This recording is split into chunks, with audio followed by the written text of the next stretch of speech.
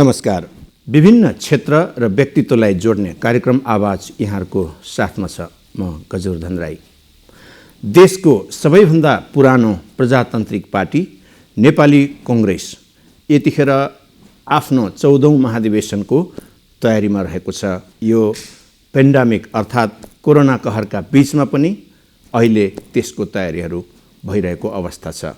तर सँगसँगै नेपाली कांग्रेसको सिद्धान्त नीति भन्दा पनि अहिले नेतृत्वको चर्चा बढी हुने गरेको छ। यसै सन्दर्भमा कुराकानी गर्न कार्यक्रमको साथमा हुनुहुन्छ नेपाली कांग्रेसका नेता पूर्व मन्त्री प्रतिनिधि सभा सदस्य डाक्टर मिनेन्द्र रिजालज्यू। डाक्टर साहब, कार्यक्रममा यहाँलाई स्वागत छ। धन्यवाद गजवर्धनजी। प्रतिनिधि सभा सदस्य पनि हुनुहुन्छ।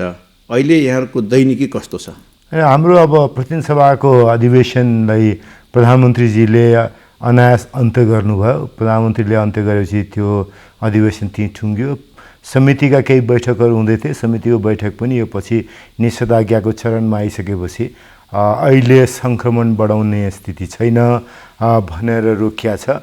हुन त बाहिर विदेशी मुलुकमा, डेनमार्कमा, अरू देशमा जुम मार्फत सेफ सिक्योर गरेर जुम मार्फत पनि समितिका बैठकहरू हुने गरेका छ अरू पार्लियामेन्ट्री प्र्याक्टिसमा। हामी कहाँ चाहिँ त्यो सुरु भएको छैन। गरे हुन्थ्यो, प्रविधिले पनि सम्भव छ। किन नगरे अब थाहा छैन, गर्नुपर्ने हो। मैले त अब कता भन्ने सभामुखजीलाई कुनै बेला भन्नुपर्ने जस्तो भइसक्यो। डाक्टर साहब, अहिले यो कोरोना कहरका बीचमा पनि नेपाली कांग्रेस जो प्रतिपक्षी पनि रहेको छ, यसको 14औं महाधिवेशनको विषयलाई लिएर चर्चा परिचर्चा आइरहेको छ हैन। खास गरेर यसको नीति भन्दा पनि नेतृत्वको अहिले सरगर्मी बढेको जस्तो देखिन्छ, सबैमा छाएको छ। अहिले यसको तयारी चाहिँ कस्तो अवस्थामा पुगेको छ? वास्तवमा हेर्नुहोस्, अब यो महाधिवेशनमा नेतृत्व छान्ने मात्रै त होइन। वास्तवमा हाम्रो सधैँ हुने चलनमा के भन्दा पहिलो 3 दिन नेतृत्वकोमा पुग्दैन। भित्र जे बैठकमा चल्ने पहिलो दिन उद्घाटन हुन्छ। हामी अरू पार्टीका नेताहरूलाई बाहिर विदेशबाट पनि बोलाउँछौँ। अब योपालि अब कोरोनाको कहर त्यतिखेर पनि शक्य हुँदैन। सबै प्रोजेक्सनबाट प्रक्षेपणबाट हेर्दाखेरि त्यसैले बाहिरको बेला बोलाउन सकिन्छ, सकिँदैन। ठुलो आमसभा गर्न सकिन्छ, सकिँदैन। फागुन 7 गते थाहा छैन। 8 र 9 मूलत हाम्रो केही पार्टीका विभिन्न प्रस्तावहरू, राजनीतिक प्रस्ताव, आर्थिक प्रस्ताव, सामाजिक प्रस्ताव, पार्टीको विधान संशोधन गर्ने, यो सबै काम सकेर अनि अन्तिम दिन चाहिँ चुनाव हुने हो। तर त्यो बेला पनि कस्तो हुन्छ भन्दाखेरि सब चुनावको उम्मेदवारको प्रचार गर्नेतिर दौडधुप मात्रै हुने हुन्छ। योपालि हामीलाई धेरै चटारो विधान संशोधनको चाहिँ छैन। किनभने अस्ति भर्खरै भएको महासमितिको बैठक, हुन त 1 वर्ष भइसक्यो, त्यो महासमितिको बैठकले नयाँ विधान बनाएको छ। त्यसैले त्यो विधानलाई नयाँ बनाएर छलफल गर्नुपर्ने विषय पनि छैन। त्यसैले मूलतः राजनीतिक, आर्थिक, सामाजिक प्रस्तावहरूमै बढी छलफल होला पहिलो 2 दिन, अनि अन्तिम दिन आउँदै निर्वाचनको उसमा जान्छौँ। तर सबैका लागि मसालेदार विषय चाहिँ निर्वाचनको विषय हुन्छ, हुनु स्वाभाविक हुने हो। नेतृत्वको महत्त्व छ नेपालमा। नेपाल मात्रै होइन, जुनसुकै मुलुक जहाँ लोकतान्त्रिक संस्थाहरूको संस्थागत विकास भइसकेका हुँदैन, लोकतान्त्रिक संस्थाहरू कमजोर हुन्छन्, जहाँ राजनीतिक पार्टी आफैमा एउटा इन्स्टिट्युसनको रूपमा कमजोर हुन्छ, त्यो ठाउँमा नेतृत्वले ड्राइभ गर्ने कुरा बढी महत्त्वपूर्ण हुन्छ। यसै पनि राजनीतिमा नेतृत्वको धेरै ठुलो भूमिका हुन्छ। अनि त्यसमाथि इन्स्टिट्युसनल डेभलपमेन्टमा धेरै अगाडि नबढेको अवस्थामा त स्वाभाविक रूपमा नेतृत्वको बहस हुन्छ। र अर्को एउटा कारण पनि छ गजवर्धनजी, हाम्रो पार्टीमा नेतृत्वको बहस बढी हुने कारण झन्डै 40 वर्षको उमेर भर्खर नागेदेखि 80 वर्ष पुग्न थाले नेताहरूसम्म राष्ट्रिय पहिचान बनिसकेका छ। मैले उदाहरण दिने गर्छु। शेरबहादुर देउवादेखि लिएर रङ्गमती साईसम्म, रामचन्द्र पौडेलदेखि लिएर प्रकाश रसाइली स्नेहीसम्म सबैलाई राष्ट्रिय रूपमा चिन्ने खालको परिस्थिति बनाएको छ। त्यो चिन्ने परिस्थिति भएको यस्ता थुप्रै नेपाली काङ्ग्रेसका नेताहरू, अनि सभापति बन्न चाहने 2टा मान्छेलाई उमेर हेर्नुभयो भने झन्डै 35-36 वर्षको उमेरको फरक भएका मानिसहरू पनि सभापति बन्ने नै दौडमा हुँदाखेरि त स्वाभाविक रूपले काङ्ग्रेसमा पुस्तान्तरण हुन्छ कि हुँदैन, कहाँनिर नेतृत्व पुग्छ, पुराना नेताहरूकैलाई भरोसा गर्छन् कि नयाँ मान्छे खोजी गर्छन् कि कहीँ बिचमा खोजी गर्छन् कि भन्ने कौतूहलता हुनु स्वाभाविक हो। र यो नेतृत्वको व्यवस्थापन, नेताहरूको व्यवस्थापनको कुरा चाहिँ महाधिवेशन पछाडि पनि निकै प्राथमिकताको विषय नै हुन्छ जस्तो मलाई लाग्छ।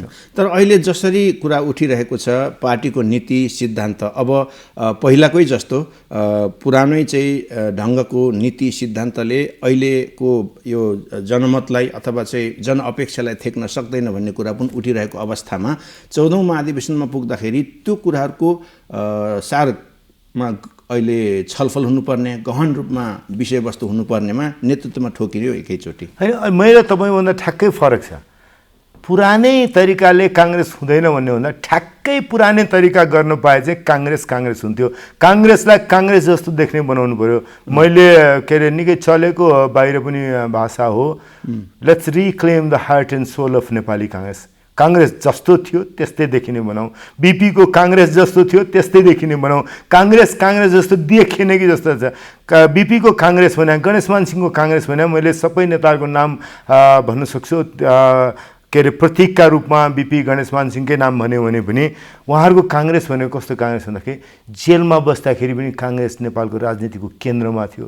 निर्वाचन अवस्था पनि काङ्ग्रेस नेपालको राजनीतिको केन्द्रमा थियो। उदाहरणका लागि बाहिरै बस्दा पनि संसदमा विपक्ष हुँदाखेरि पनि के अरे हामी चुनावमा दोस्रो दल भयौँ 51 सालको मध्यावधि निर्वाचनमा। मनमोहन अधिकारी प्रधानमन्त्री हुनुभयो। प्रधानमन्त्री भएपछि यो तासको घर हो, फु गरेर ढाल्छु भनेर गिरिजाप्रसाद कोइरालाले भन्नुभयो। त्यही केन्द्रीय बहस बन्यो। 9 महिनाभित्रमा सरकार बदल्यो। पछि 62-63 हामी नराम्रो चुनाव हार्यौँ। दुईटा कम्युनिस्ट पार्टीहरू मिलेर सरकार बन्यो। झन्डै 3/4 समर्थनको सरकार बन्यो। गिरिजाप्रसाद कोइराला काङ्ग्रेसको नेतृत्वमा हुनुहुन्थ्यो। गिरिजाप्रसाद कोइरालासँग हामी सबै उहाँको नेतृत्वमा दिग्दर्शनमा लागेर बसेर काम गर्दाखेरि हामीले राज्य सत्ता कब्जा गर्दैछन्। यो संविधान बनाउने बाटो होइन है, यो कम्युनिस्ट शासन बनाउने बाटो है, यो के सेनालाई आफ्नो हातमा लिने बाटो है भनेर हामीले भन्यौँ। त्यो सरकार पनि 9 महिना टिकेन। 9 महिना पछाडि त्यही गठबन्धनमा रहेको नेकपा एमाले र नेपाली काङ्ग्रेस मिलेर सरकार बन्यो। माधव नेपाल प्रधानमन्त्री बन्नु। मैले किन उदाहरण यो प्रस्तुत गरेँ भन्दाखेरि काङ्ग्रेस जहाँ हुँदाखेरि, विपक्षमा हुँदाखेरि, जेलमा हुँदाखेरि काङ्ग्रेस, आन्दोलनमा हुँदाखेरि काङ्ग्रेस, निर्वाचनमा हुँदाखेरि काङ्ग्रेस, जहाँ हुँदाखेरि पनि काङ्ग्रेस के भन्दाखेरि केन्द्रीय भूमिकामा काङ्ग्रेस रहन्थ्यो। काङ्ग्रेसको केन्द्रीय भूमिका कहिले पनि त्योभन्दा बाहिर भएन। बीपी कोइराला जेलमा हुनुहुन्थ्यो। सुवर्ण शमशेरले के यत्रो ठुलो के अरे सशस्त्र विद्रोह गर्नुभएको थियो किनकि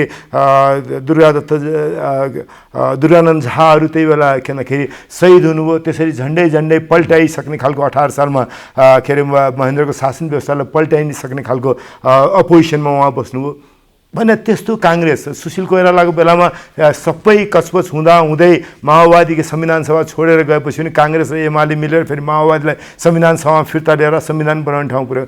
यस्ता काङ्ग्रेसको सबै जीवन आजसम्म हेर्नुहुन्छ भने काङ्ग्रेस केन्द्रीय भूमिकामा रह्यो। आज काङ्ग्रेस केन्द्रीय भूमिकामा छैन। आज काङ्ग्रेस कहाँ छ भन्दाखेरि कोरोनाको कहरमा जनता आत्या छ। 18, 19, 20, 22 वर्षको केटाकेटीहरू एनफ इज एनफ, अति भयो भनेर सडकमा निस्किन्छन्। सत्याग्रहको बाटोमा, आमरण अनसनको बाटोमा हुन्छन्। काङ्ग्रेस त्यो आन्दोलनको नेतृत्व गर्न सक्दैन। काङ्ग्रेस त्यहाँ किनकि ऐक्यबद्धता, मुखमा मास्क लगाएर ऐक्यबद्धता जनाउने बन्छ। कि त्यस्तो काङ्ग्रेस होइन। काङ्ग्रेसलाई काङ्ग्रेस जस्तो बनाऊ। काङ्ग्रेसको आत्मा र काङ्ग्रेसको हृदयलाई पुनर्स्थापित गरौँ भन्ने मलाई लाग्छ। त्यस्तो काङ्ग्रेस बदलिनु परेन, काङ्ग्रेस आफू जस्तै हुनु पर्यो भन्ने मेरो भनाइ हो। भनेपछि अहिले त छ नि राष्ट्रियता, प्रजातन्त्र र समाजवाद, यसले मात्रै भएन, अब त समन्वयिक समाज निर्माण र न्यायसङ्गत एउटा आर्थिक प्रणालीबाट काङ्ग्रेस अगाडि जानुपर्छ भन्ने पनि त बहस छ नि त। यही भाषामा नबोल्दाखेरि पनि बीपी कोइरालाले सरकार बनाउनु भयो। बीपी कोइरालाले बनाएको सरकारमा हेर्नुहोस् किनकि पहिलो पटक महिला मन्त्री हुनुभयो।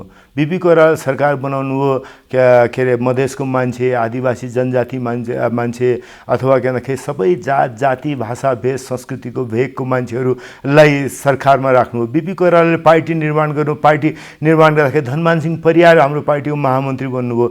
बीपी कोइरालाले बनाएको पार्टी जहिले पनि के भन्दाखेरि समावेशी, यत्रो अहिलेको के भन्दाखेरि समावेशी समानुपातिक कुरा नहुँदाखेरि पनि काङ्ग्रेस जहिले पनि देश जस्तो देखिने। काङ्ग्रेसको 7 सालको क्रान्तिलाई हेर्नुहुन्छ भने क्रान्तिको सबैभन्दा अग्रपङ्क्तिमा केही एनलाइटन पढा लेखा बाहुन क्षेत्रीहरू हुनुहुन्थ्यो होला, तर मोर्चामा, लडाइँको मोर्चामा, सशस्त्र क्रान्तिको मोर्चामा आदिवासी जनजाति सबभन्दा अगाडि थियो। सबभन्दा धेरै राईहरू, म तपाईँ राईबाट बनाएन कि किनकि नारद मुनि थुलुङदेखि लिएर किनकि भूदेव राईसम्मको लामो ट्रेडिसन किनकि, अथवा मैले अर्को पनि भन्छु कृष्णप्रसाद पनि यो चेत बिपीमा मात्रै थिएन कि जेलमा बस्दाखेरि कृष्णप्रसाद भट्टराईले के लेख्नु भएको छ भन्दाखेरि हामीहरू त्यो दिन 2 जना छुट्नुभयो जेलबाट, के अरे गुरुङ छुट्नुभयो, जमानसिंह गुरुङ छुट्नुभयो त्यो दिन, र त्यस पछाडि रामेश्वर बाबु छुट्नुभयो। क्या अरे त्यो छुट्या दिनमा उहाँले के भन्दाखेरि अब हामी एकजना बिपी कोइराला र म 2 जना बाहुन छौँ, गणेशमान सिंह छेत्री हुनुहुन्छ, त्यस पछाडि योगेन्द्रमान शेरचन आदिवासी जनजाति थकाली हुनुहुन्छ पश्चिमको, तर किनकि रामेश्वर बाबु हुनुहुन्थ्यो, जमानसिंह गुरुङ हुनुहुन्थ्यो।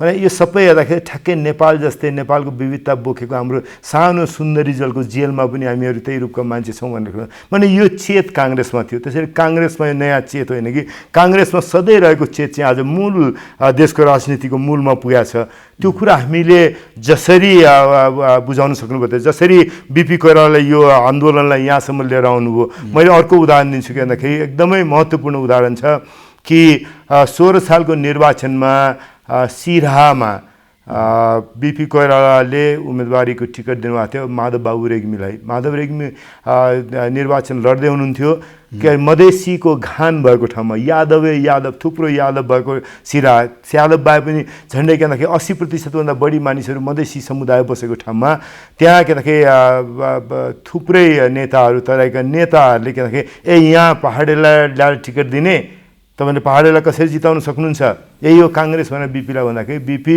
उहाँ प्रचार गर्न गएको ठाउँमा 2 हप्ता गएर बस्नु भन्नुभयो। किनकि अहिले माधव बाबुलाई लिएर आएर चुनाव लडाउँदैछु, मैले मधेसमा पहाडेलाई चुनाव लडाउँदैछु, अर्को चुनावमा म किनकि मधेसीलाई लगेर पहाडमा लगेर चुनाव लडाएर जिताउँछु भने आजसम्म कसैले पनि 16 साल पछाडि आज हामी 61 वर्ष पछाडि छौँ। कतिवटा चुनाव भयो भन्नुहोस्, किनकि 5वटा चुनाव भइसक्यो। 5वटा चुनाव भइसक्दाखेरि पनि हामीहरू 6वटा चुनाव, 5वटा मात्रै होइन, 6वटा संसदको चुनाव, संविधान सभाको चुनाव भयो। यो बेलामा पनि हामीले एउटा पनि मधेसीलाई पहाडबाट चुनाव जिताउन सकेका छैनौँ। आजको दिनमा पनि कसैले, कुनै पार्टीले पनि मूलधारका पार्टीले मधेसी उम्मेदवार, मधेसी व्यक्तिलाई आफ्नो पार्टीको मधेसी नेतालाई लगाएर पहाडमा उम्मेदवार बनाउने हिम्मत गर्दैन। भने यस्तो भने मैले किन भने यसरी यो ट्रेडिसनलाई बोकेको काङ्ग्रेस भने यो नयाँ एजेन्डा होइन। काङ्ग्रेसले आफ्नो जीवनको सुरुवातदेखि नै यसलाई रेकग्नाइज गरेर अगाडि लिएर आएको एजेन्डा आज सारा देशभरिको एजेन्डा भएको छ। हामी यसमा थ्राइभ गर्नुपर्ने हो नि त काङ्ग्रेस त। भनेपछि डाक्टर साहब अहिले जसरी कङ्ग्रेसबाट नेपाली जन होइन, खास गरी युवा पुस्ता अलिकति टाढिएको हो कि होइन भन्ने स्थिति पनि छ। यहाँले जो भन्नुभयो कङ्ग्रेसको एउटा सापेक्षतामा यसको राम्रो सकारात्मक पक्षहरू जुनसुकै क्षेत्रलाई पनि सम्बोधन गर्ने यसको चाहिँ तौर तरिकाहरू, यो चाहिँ अहिले त्यति चाहिँ जनतासँग यही विषय चाहिँ जोड्न नसकिएको कारण हो के हो यो? अनि एउटा कुरा पक्का हो कि लामो यो यात्रामा जे कारणले होला मैले तपाईँसँग एकदमै सिधा कुराहरू छ। हामीहरूको बेस सबैभन्दा बलियो काङ्ग्रेसको बेस पूर्वमा राईहरूको बिचमा थियो। त्यो बेस हाम्रो झन्डै सखापै भएको छ। पूर्वको राईहरूको सघन जनसङ्ख्या भएको ठाउँमा हामी चुनाव मुस्किलले कहीँ जित्छौँ, नभए चुनाव जित्दैनौँ। यो पालि त कुरै भयो, नेपाल त किन पहाडमा कहीँ पनि जितेको छैन। तर जित्दाखेरि पनि हामी पूर्वको पहाडमा जहाँ राईहरूको, लिम्बूहरूमा अलिकति बेस अझ हाम्रो बाँकी नै छ, राम्रै छ बेस अहिले पनि, तर राईहरूमा हाम्रो बेस किनकि सखापै जस्तो भयो। त्यस्तै किनकि गुरुङहरूमा हाम्रो बेस राम्रो छ। तर मगरहरूमा हाम्रो 48 सालको चुनावमा, 51 सालको चुनावमा, 56 सालको चुनाव हेर्नुहुन्छ भने मगरहरूको सघन बसोबासबाटमा काङ्ग्रेस सबैभन्दा बढी सिट जित्थ्यो। त्यस पछाडि के भयो त भन्दाखेरि मगरहरूको हाम्रो सघन बेस काङ्ग्रेसको बाँकी रहेन। मगरहरूको सङ्ख्या उपस्थिति माओवादी विद्रोहमा माओवादी सशस्त्र विद्रोह निकै ठुलो सङ्ख्यामा जोडिनु भयो। मगर नेताहरू माओवादी आन्दोलनबाट आज देशको राजनीतिमा केन्द्रमा आइपुग्नु भएको छ, ठुलो नेताहरू बन्नु भएको छ। यसरी काङ्ग्रेसको मुरिङ्सहरू जुन थियो नि, मधेसी समुदायका बिचमा, थारूहरूका बिचमा, आदिवासी जनजातिका बिचमा के अरे त्यो मुरिङ्सहरू चाहिँ हामीले गुमाउँदै गुमाउँदै लिएर जाने गएर एउटा परिस्थिति कस्तो आयो भन्दाखेरि ठ्याक्क म एउटा परिवर्तनको ठाउँ भन्छु है त। 62-63 पछाडि नेपाली काङ्ग्रेस र नेपाली काङ्ग्रेस प्रजातान्त्रिक मिलेर बिचमा फुट्या थियो, दुईवटा पार्टी भएको थियो। एउटा पार्टी बन्दाखेरि त्योभन्दा अगाडि र पछाडि ठ्याक्कै हेर्नुहोस् है त। त्योभन्दा पछाडि एक ठाउँमा भएपछि के भन्दाखेरि सभापति गिरिजाप्रसाद कोइराला हुनुहुन्थ्यो, नेताहरूमा शेरबहादुर देउवा, शैलजा आचार्य, सुशील कोइराला, रामचन्द्र पौडेल हुनुहुन्थ्यो। यो मात्रै हेर्दासम्म त रूप शैलजा आचार्य महिला हुनुभयो, अरू त उस्तै उस्तै बाहुनहरूको रूप भयो नि त होइन, बाहुन छेत्रीको रूप मात्रै त भयो नि। तर त्यस पछाडि अरू नेता हेर्नुहुन्छ भने हेर्नुहोस् किनकि केबी गुरुङ, विमलेन्द्र गिरी, रामवरण यादव, गोपाल मानसिंह, प्रकाश मान सिंह, अर्को 5 जना, यो 5 हेर्नुहोस्, बाहुन छेत्री, त्यसमध्ये पनि एउटा महिला, यो 5 वटा सिधै यो पदाधिकारी भन्दै सभापति, कार्यवाहक सभापति, उपसभापति, महामन्त्रीहरूको नाम म भन्दाखेरि यसरी ठ्याक्कै के भन्दाखेरि समावेशी रूपदेखि नै ठ्याक्क त्यस पछाडि फेरि काङ्ग्रेस बन्यो। बिचमा काङ्ग्रेसले आफ्नो त्यो स्वरूपलाई गुमाएको थियो। त्यसैले अहिलेको दिनमा हामीले जात लगेर मिलाएर नेता बनाउने भन्दा पनि काङ्ग्रेसको स्वाभाविक प्रक्रियाबाट, स्वाभाविक जीवनबाट त्यहाँनिर पुग्ने खालको राजनीति निर्माण गर्ने हो नि त। त्यो राजनीति निर्माण गर्ने बाटोमा हिँड्नुपर्छ। यो पालिको महाधिवेशन त्यसका लागि पनि अवसर। हामीले संविधान बनाउने काम संविधान बनाइसकेका छौँ। अब स्वाभाविक प्रक्रियाबाट हामी सबै जात जाति भाषा भेष संस्कृति जस्तो नेपाल छ, नेपालमा कुनै एउटा जातको त ठुलो सङ्ख्या छैन त। सबभन्दा धेरै सङ्ख्या भएको क्षेत्रीहरू पनि 16% मात्रै छौँ भन्दाखेरि कुनै जात सबै माइनोरिटीहरूको अल्पसङ्ख्यकहरूको मुलुक हाम्रो देशमा, देशको राजपाट चलाउने ठाउँमा सबै जात जाति भाषा भेष संस्कृतिका नेपालीहरू देखिने, त्यस्तो रूप देखिने काङ्ग्रेस बनाएर लिएर जानुपर्छ नि त। त्यो बाटोमा 1/3 त संविधानको व्यवस्थाअनुसार हामीले पार्टीमा व्यवस्था गरेका छौँ। तलेदेखि महिलाहरू 1/3 अनिवार्य हुनुपर्ने व्यवस्था छ। अरू पनि के भन्दाखेरि जस्तो समावेशी, जस्तो देशको राजनीतिमा हामीले 8वटा क्लस्टर छुट्याएका छौँ। 8वटा क्लस्टर जस्तै हामीले पनि पार्टीको विधानमा 60% प्रत्यक्ष निर्वाचित हुने, 40% समानुपातिक निर्वाचन हुने। समानुपातिक निर्वाचनमा पनि 8वटा क्लस्टर, त्यो ठाउँमा जहाँ चुनाव हुन्छ, वार्डमा भने वार्डको जनसङ्ख्याको आधारबाट, नगरमा गाउँमा भने नगर गाउँको जनसङ्ख्याको आधारबाट, जिल्लामा भने जिल्लाको जनसङ्ख्याको आधारबाट, प्रदेशमा भने प्रदेशको जनसङ्ख्याको आधारबाट, देशमा देशको जनसङ्ख्या आधारबाट गर्ने विधान बनाएको छ हामीले। त्यो विधान पहिलोपल्ट यो पालि खेरि प्र्याक्टिसमा जाँदैछ।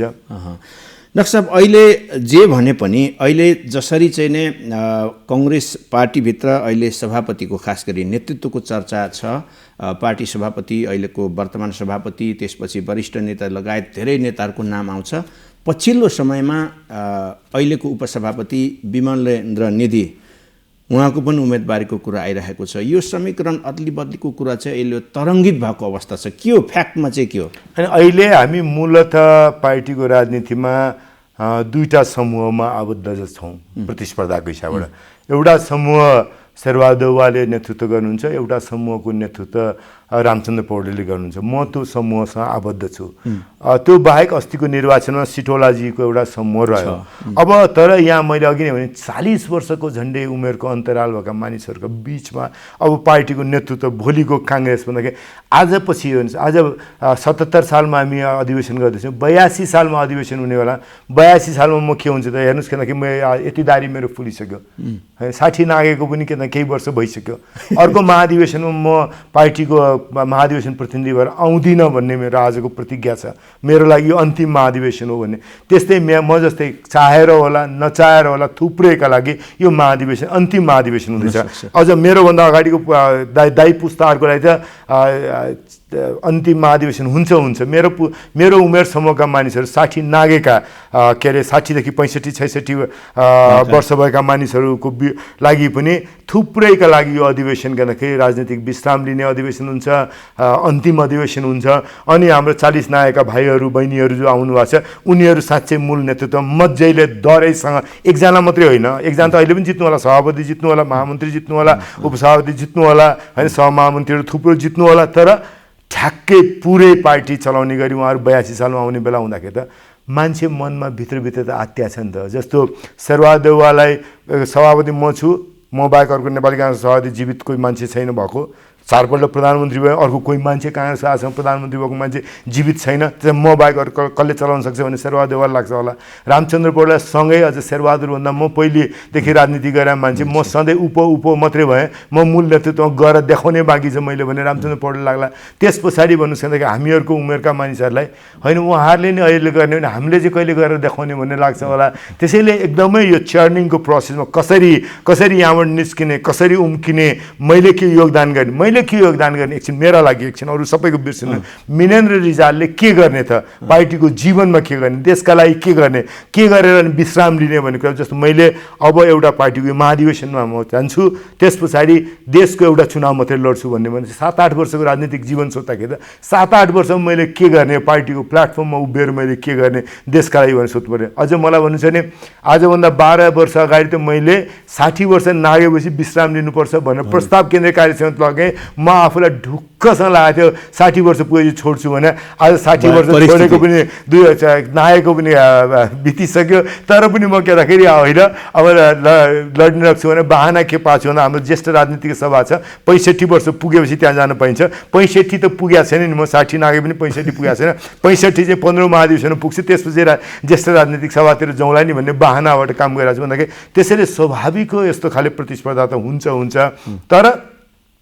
तर मैले अनुरोध के गर्छु भने सभापति शेरबहादुर देउवाजीलाई हामीले पार्टीको जीवनमा यहाँबाट निस्किन्छौँ त एक दिन 14औं महाधिवेशन सकिन्छ, 14औं महाधिवेशनले नेतृत्व छान्छ, 14औं महाधिवेशनले प्रस्तावहरू पारित गर्छ, 14औं महाधिवेशनपछि देशको निर्वाचनको प्रक्रियामा हामी तयारी गर्न जान थाल्छौँ। त्यसका लागि हामी पार्टीको सङ्गठनलाई फेरि रिभ्याम्प गर्न थाल्छौँ।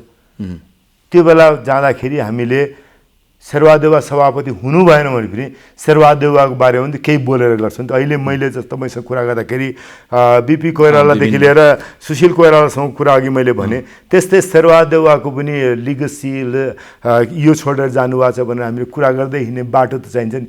त्यसका लागि मेरो आग्रह के छ भन्दाखेरि 4 पल्ट प्रधानमन्त्री हुनुभयो पार्टी सभापतिज्यू, तपाईँ पार्टीको सभापति हुनुभयो, तपाईँ होइन पार्टीको सभापति गणेश मानजी हुनुभयो, तर नेपाली काङ्ग्रेसको नेपालको इतिहासमा अविस्मरणीय योगदान गरेर गणेश मानजी जानुभएको छ। त्यस सभापतिजी यति ठुलो अपर्च्युनिटी सबै पाउनुभयो। अब तपाईँले मभन्दा राम्रोसँग काङ्ग्रेस चलाउने मान्छेलाई मैले काङ्ग्रेस जिम्मा लाउनुपर्छ भन्ने बेला होइन, मभन्दा राम्रोसँग काङ्ग्रेस कसले चलाउन सक्छ भनेर ठन्डा दिमागले सोचेर त्यो बाटोमा हिँड्ने बेला होइन। र अहिले सभापतिजीले सारा सभापतिका अधिकार जति भोलिको महाधिवेशनमा शेरबहादुर देउवालाई कसरी सभापति बनाउन सकिन्छ भनेर प्रयोग गर्दाखेरि के लिगेसी छोडेर उहाँले जानुहुन्छ, मेरो लागि त्यो चिन्ता हो। मेरो चिन्ता किनकि शेरबहादुर देउवासँग व्यक्तिगत रूपमा नराम्रो मेरो केही पनि छैन, तर मैले सार्वजनिक रूपमा पनि अपिल गर्छु। पहिले हामी सार्वजनिक रूपमा धेरै भन्दैन थियो, अस्तिको पल्ट हामीले केही कुरा रामचन्द्र दाईको नेतृत्वमा गएर सभापतिजीलाई राख्यौँ, रामचन्द्र दाई महामन्त्री र के अरे कोषाध्यक्षले ज्ञापन पत्र दिनुभयो, त्यस पछाडि पनि शेरबहादुर दाईले त्यो कुरा नमानेपछि, पार्टी सभापतिजीले नमानेपछि हामी यो विषय सार्वजनिक गर्छौँ भनेको छ। त्यसैले सार्वजनिक गर्ने मेरो कर्तव्य पनि हो। त्यसैले मैले के पार्टी सभापतिजी अब तपाईँले पार्टी सभापतिका सारा अधिकारहरू शेरबहादुर देउवालाई फेरि सभापति बनाउनको लागि दुरुपयोग नगर्नुहोस् भनेर अनुरोध गर्छु मैले। डाक्टर साहब कार्यक्रममा आइदिनु भयो। यो कोरोना कहरका बिचमा पनि हामीले प्रयत्न गऱ्यौँ सोसियल डिस्टेन्सिङ मेन्टेन गरेर, होइन, मास्क खोलेर बोल्यौँ। यहाँलाई नेपाल टेलिभिजनको तर्फबाट यो कार्यक्रमको तर्फबाट धेरै धेरै धन्यवाद छ। मैले धन्यवाद दिन्छु नेपाल टेलिभिजनलाई, गजरधनजी तपाईँलाई र दिदीबहिनी दाजुभाइहरू जसले अहिले हेरिरहनु भएको छ टेलिभिजन। मेरो तपाईँहरूसँग अनुरोध छ, अहिले कोरोनाको कहर साह्रै कहाली लाग्दो स्थितिमा छ। आँखाले देख्थेनौँ, आँखाले नदेखिकन, लक्षण नभइकन यो रोग सर्छ। त्यसैले सुरक्षित बस्नुहोस्, आफूलाई सुरक्षित राख्नुहोस्, आफ्ना आफन्त प्रियजन परिवार मित्रहरू सबैलाई सुरक्षित राख्नुहोस्। अहिले बाँच्यौँ भने हामीले धेरै गर्न सक्छौँ। अहिले हामी सबैको आफ्ना प्रियजनको स्वास्थ्यबारेमा धेरै ठुलो ध्यान पुर्याउने बेला छ, त्यही काम गरौँ। कार्यक्रम आवाज अहिलेलाई यति नै। हामी आगे चाहन्छौँ। नमस्कार।